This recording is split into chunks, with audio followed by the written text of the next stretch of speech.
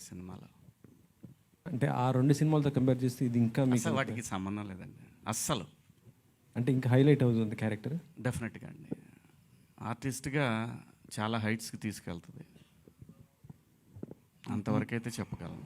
ఈ టైటిల్ అసలు యాక్చువల్గా ఫస్ట్ అంటే దండోరా అంటే మనం గుర్తుకొచ్చేది ఆర్ నారాయణమూర్తి గారిది. అవునండి. అలా ఇన్స్పైర్ అయ్యి తీసుకోవడం జరిగిందా, లేకపోతే అంటే ఒక యాక్చువల్గా నాకైతే నా పర్సనల్గా నాకు కావాలా ఈ టైటిల్ అని అడిగాను నేను. ఎందుకంటే ఆల్రెడీ వచ్చింది కదా అని. అంటే ఇది దీనికి సరిపోదని కాదు నా ఉద్దేశం. ఆల్రెడీ వచ్చింది కదా ఆర్ నారాయణమూర్తి గారిది, ఇంకా ఏదైనా దీనికి దగ్గరగా ఉంటుందంటే లేదండి ఇది యాప్ట్ అనిపిస్తుంది. అల్టిమేట్గా డెసిషన్ ఈస్ డైరెక్టర్స్ కదా, మనదే ఉంటుంది. బట్ దండోరా కూడా ఈ సినిమాకి యాప్ట్గా ఉంటుందండి.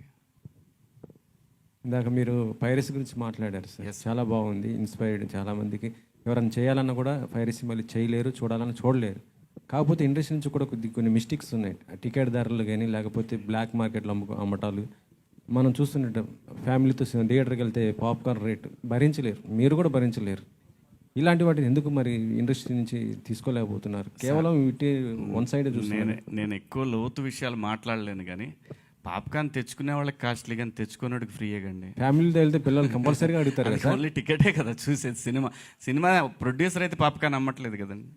సింపుల్ మళ్ళా మాట. మన సినిమా పోతే సినిమా వాళ్ళే అమ్ముతున్నారు సార్. ఏమండి, సినిమాకి వెళ్తే సినిమా థియేటర్ వాళ్ళు అమ్ముతున్నారు. అట్లయితే ఇంటికాడి నుంచి బయలుదేరి దగ్గర నుంచి పెట్రోల్ కాడి నుంచి లెక్కేయాలి సార్. దేనికైనా సరే, ఏ పనికైనా సరే, లెక్కేయాలి కదండి.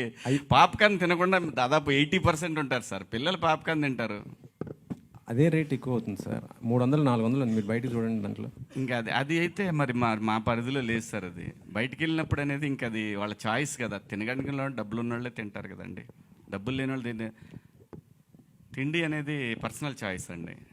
అది ప్రొడ్యూసర్ అయితే ఖచ్చితంగా మీరు కొనాలండి టికెట్తో పాటు, అది కూడా కొనకపోతే నేను ఒప్పుకోననే మాట అయితే అంతే ప్రొడ్యూసర్. మురళి గారు ఏం సార్?